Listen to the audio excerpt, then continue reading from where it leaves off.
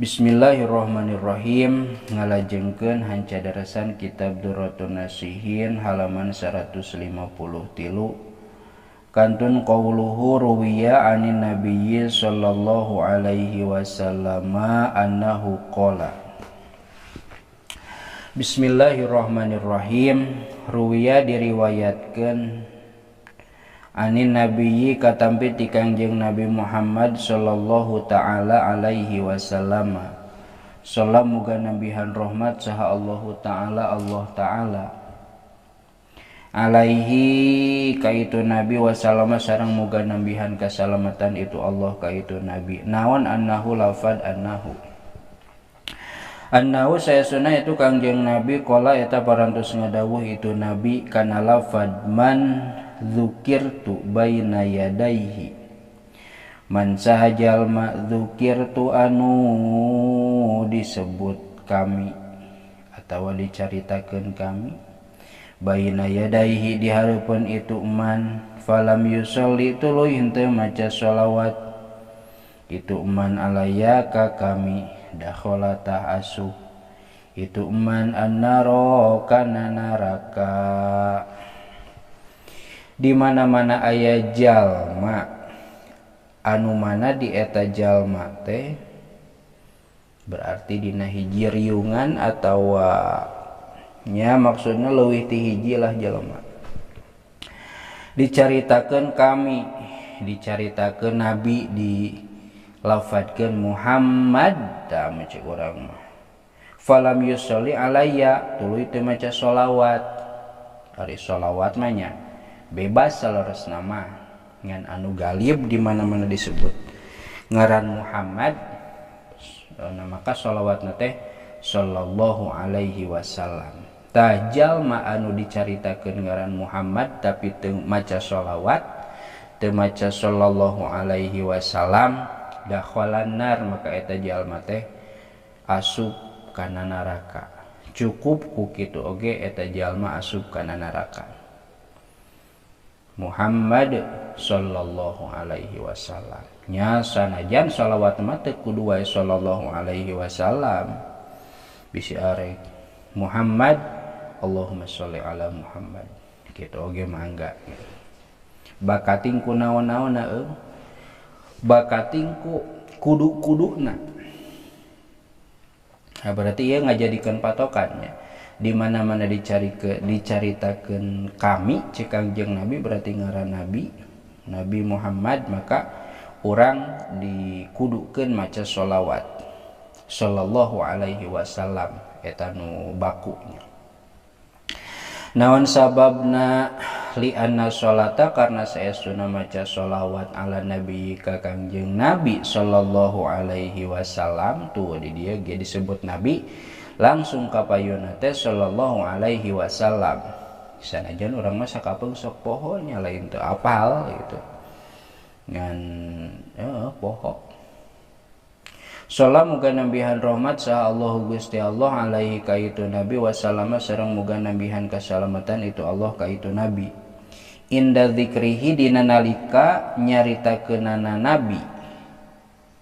Dina nalika nyaritakeun nabi maksudna di mana-mana dicaritakeun nabi nya bahasa nabi atau Muhammad anu lebih spesifikna wajibatun eta teh anu wajib indal imami mungguh imam indal imami Tohawi mungguh imam Tohawi fi kulli maratin dina saban-saban balikan. Saur Imam Tohawi seingat ya saur Imam Tohawi maca sholawat nalika nabi dibacakeun atawa dicaritakeun eta teh wajib saban-saban balik. Muhammad sallallahu alaihi wasallam Muhammad sallallahu alaihi wasallam cik paribasana lamun aya nu nyebut Muhammad sallallahu alaihi wasallam sanajan terus kikituan eta teh wajib hukumna saur Imam Tohawi. Titik wa qala ba'dul ulama wa qala sareng parantos ngadawuh saha ba'dul ulama'i sawarehna pirang-pirang ulama pirang-pirang jalma alim asli namanya kan ari ulama teh geus jalma eta teh secara lafaz geus teu kudu make pirang-pirang sawarehna ulama gitu tah. Ngadawuh kana lafaz yakfi fil majlisi marratan wahid, yakfi nyukupkeun atawa cukup itu maca sholawat fil majlisi dina hiji majelis marratan kalawan balikan wahidatan anu sahiji. Saur sapali ulama mah cukup ku saurang ge atawa sakali oge gitu.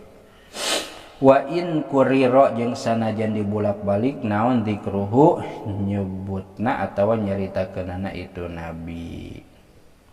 Muhammad ta maca sallallahu alaihi wasallam nama cukup sakali saur sapali ulama. Teu dicarioskeun di dieu ulamana sahaya. Bandinganana ka sajdati tilawati sapertikeun sujud tilawah we. Wa tasmitil atisi jeung maca yarhamukallah ka jalma anu bersin wa bihi sareng kana ieu qaul yufta dipatwakeun ieu qaul. Jigana orang milih nu ieu nya jang jaga-jaga mah gitu ngan sebisa mungkin mah tiap dicaritakeun nabi maka urang teh kudu maca sholawat sallallahu alaihi wasallam. Wal afdalu naon atuh ari afdalna kumaha kautamaanna yeuh naha cukup sakali atawa tuluy-tuluy nalika dicaritakeun maka maca sholawat. Dicaritakeun maca sholawat mana yeuh nu leuwih utama. Wal afdalu sareng ari anu leuwih utama eta ayusollia yen maca sholawat itu jalma atawa man alaihi ka Kangjeng Nabi kullama dzukira samang-samangsa dicaritakeun itu nabi intaha.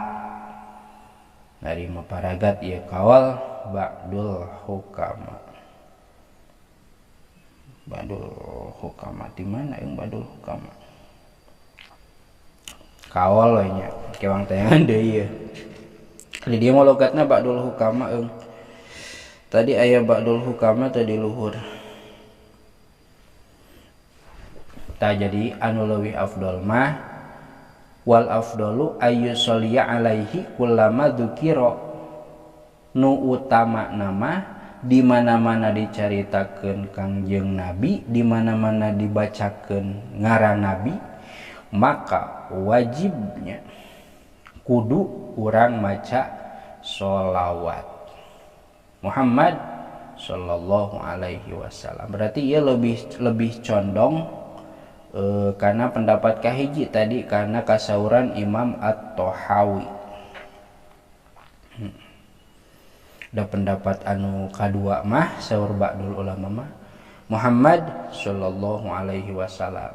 Aya deui engke dihareup Muhammad geus tadi kitu da cukup sakali macana. Titik waruya ani Ibnu Abbasin cekap heula. Barian tunduh ieu tadi bawa maca kitab. Wallahu a'lam bishawab.